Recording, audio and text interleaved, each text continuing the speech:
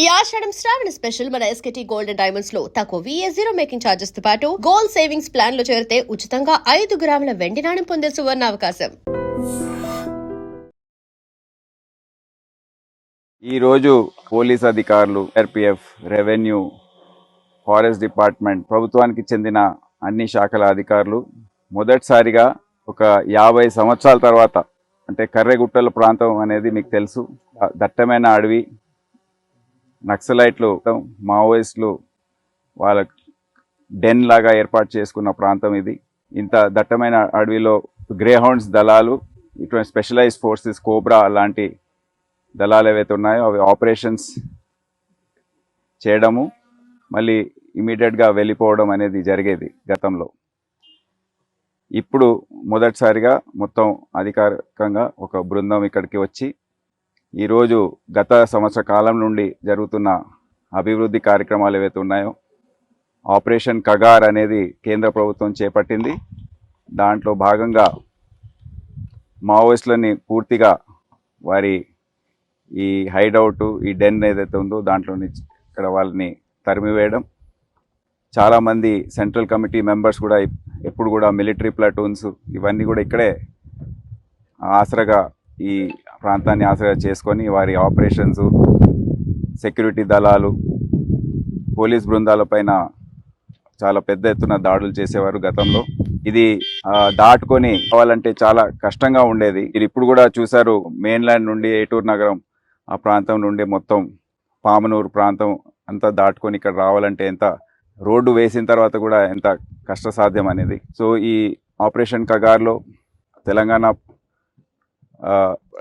ప్రాంతానికి చెందిన grey hounds, TGSP మరియు లోకల్ పోలీస్, అటువైపు నుంచి CRPF పెద్ద ఎత్తున వారి కోబ్రా దళాలు, ఛత్తీస్గఢ్ రాష్ట్రానికి చెందిన పోలీస్ దళాలు, ఇవన్నీ కూడా ఒక వ్యూహం ప్రకారం కేంద్ర ప్రభుత్వం ఇచ్చిన మార్గదర్శకాలు ఏవైతే ఉన్నాయో దాన్ని పాటిస్తూ 6 నెలల పాటు ఈ ఆపరేషన్ చేయడం జరిగింది. దాంట్లో మొత్తం ఈ ప్రాంతాన్ని, ఇక్కడ నుండి మావోయిస్టులని ఇక్కడి నుంచి పంపించేయడం.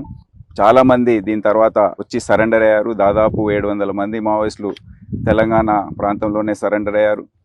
ఛత్తీస్గఢ్ ప్రాంతంలో సెంట్రల్ కమిటీ మెంబర్స్, మరి కీలకమైన నేతలు ఎవరైతే ఉన్నారో వాళ్ళందరూ కూడా ఎన్కౌంటర్లో చనిపోవడం లేకపోతే సరెండర్ కావడం జరిగింది.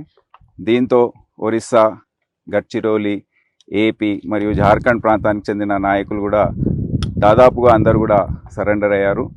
ఇప్పుడు కేవలం సెంట్రల్ కమిటీ వాళ్ళ జనరల్ సెక్రటరీ ముప్పాల్ లక్ష్మణ్ రావు ఇలియాస్ గణపతి భార్య ఒకరిద్దరు తప్ప మిగతా వారందరూ కూడా లొంగిపోవడం జరిగింది. ప్రభుత్వం తరఫున వారికి రీహాబిటేషన్ కోసం అన్ని రకాలుగా సౌకర్యాలు ఇస్తుంది. ఫైనాన్షియల్ అసిస్టెన్స్ అనేది, వాళ్ళ రివార్డ్ అమౌంట్స్ వాళ్ళకి ఇవ్వడం, ఇతర ఆర్థికంగా సహాయం చేయడం, ప్లాట్స్ ఇవ్వడము, వ్యవసాయం చేసుకోవడానికి సహాయం కల్పించడం, జనజీవన స్రవంతిలో కలవడానికి అన్ని రకాలుగా సహాయం చేయడానికి ప్రభుత్వాలు ముందుకొస్తున్నాయి. అదే సమయంలో ఈ ప్రాంతంలో అభివృద్ధి కార్యక్రమాలు ఏవైతే అవసరమో, ఈ అడవి ప్రాంతం రిజర్వ్ ఫారెస్ట్ అయినా కొద్దిగా టూరిజం లాంటి చర్యలు చేపడితే ఇక్కడ సామాన్య ప్రజలకు వచ్చిపోవడానికి బాగుంటుంది. అప్పుడు ఏరియా ఉపాధి కల్పన అనేది జరుగుతుంది. అయితే సరెండర్ అయిన మావోయిస్టులకు కూడా వేరే జీవన ఉపాధి అనేది కలుగుతుందని ప్రభుత్వాలన్నీ కలిసికట్టుగా, కేంద్ర ప్రభుత్వం, ఛత్తీస్గఢ్ ప్రభుత్వం మరియు తెలంగాణ ప్రభుత్వం కలిసికట్టుగా ఈ ఏరియాని అభివృద్ధి చేయాలని అనుకుంటుంది. వ్యూహం ప్రకారమే ఈ రోడ్డు నిర్మాణం అనేది చాలా అవసరమని ఇంతవరకు ఒక రోడ్డు వేశారు.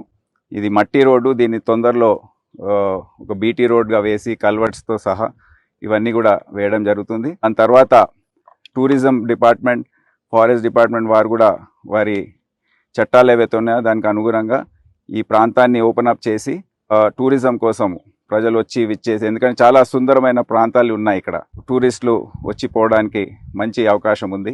ఈ విధంగా అభివృద్ధి కార్యక్రమాలు కూడా ప్రభుత్వాలు ఆలోచిస్తున్నాయి. తెలంగాణ రాష్ట్ర ప్రభుత్వం ఆలోచిస్తుందని కూడా మీ అందరికీ తెలియజేస్తున్నాను. సో ఈరోజు ఈ చాలా గుర్తుపెట్టుకునే రోజు ఇది.